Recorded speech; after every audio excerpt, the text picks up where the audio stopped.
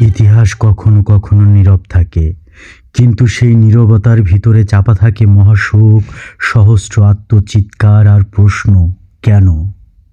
১৯৭১ সালের এপ্রিল মাস।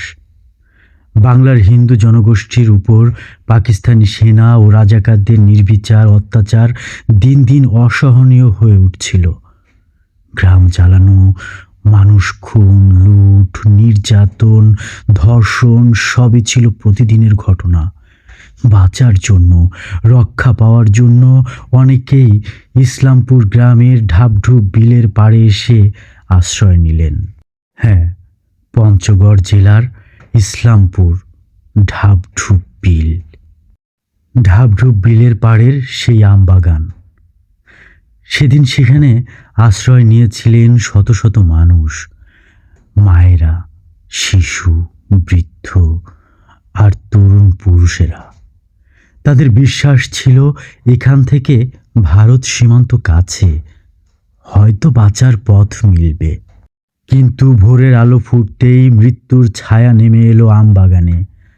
পাকিস্তানি সৈন্য ও রাজাকাররা পথে যারা রওনা হয়েছিল তাদের পিছু ধাওয়া করে ধরল, আর যারা আশ্রয় নিয়েছিল সেই আমবাগানে তাদেরও ধরে এনে একসাথে জড়ো করা হলো ঢাবঢুব বিলের পাড়ে।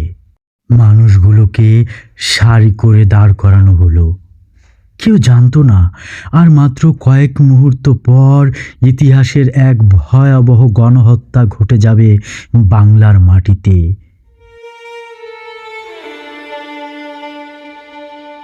হঠাৎ শুরু হলো ব্রাশ ফায়ার। পিছন দিক করে দাঁড়ানো শত শত মানুষ একসাথে গুলি খেয়ে মাটিতে লুটিয়ে পড়ল। যারা তখনও নিঃশ্বাস নিচ্ছিল তাদের কুপিয়ে খুঁচিয়ে নির্মমভাবে হত্যা করা হলো।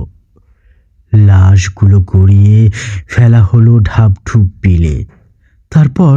তারপর সামান্য মাটি ছিটিয়ে ঢেকে দেওয়া হলো, যেন তারা মানুষ ছিল না, লাশের সংখ্যা মাত্র।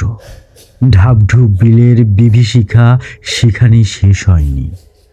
পুরুষদের হত্যা করার পর নারীদের আলাদা করে নিয়ে যাওয়া হলো সেই আমবাগানে, যেখানে তারা আশ্রয় খুঁজেছিল।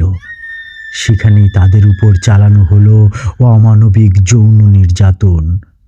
সেদিন বহু নারী হারালেন তাদের সম্মান, তাদের স্বপ্ন, তাদের জীবনের আলো, তাদের আপনজন। যারা বেঁচে ফিরেছিলেন তাদের জীবনে সেই দিনের ক্ষত আজও রয়ে গেছে। ঢাবঢুবের বাতাসে আজও যেন শোনা যায় সেই নারী শিশুদের নীরব চিৎকার। ঢাবঢুব বিল থেকে মাত্র ৫০০ গজ দক্ষিণে সুখান পুকুরি।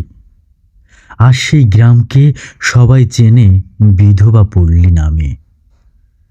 এক একটি ঘরে আছে এক একটি হারানোর গল্প।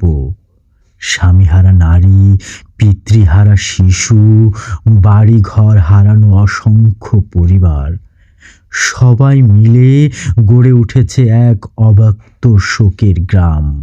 ঢাবঢুব গণহত্যা বাংলাদেশের ইতিহাসের একটি প্রায় ভুলে যাওয়া অধ্যায়, যে হত্যাকাণ্ডে হারিয়ে গিয়েছিল ৩৫০০ বাঙালি হিন্দুর জীবন, শত শত নারীর সম্মান, অসংখ্য পরিবারের ভবিষ্যৎ। আমরা যদি ইতিহাস ভুলে যাই, অন্যায় আবার ফিরে আসবে। তাই স্মরণ করি সেই শহীদদের, সেই নারীদের, সেই সব কান্নাকে, যারা ঢাবঢুব বিলে রক্ত দিয়ে লিখেছিলেন স্বাধীনতার মূল্য। ঢাবঢুব গণহত্যার ইতিহাস মনে রাখুন। এসব মানুষের জীবনের বিনিময়ে আমরা পেয়েছি আমাদের স্বাধীন বাংলাদেশ।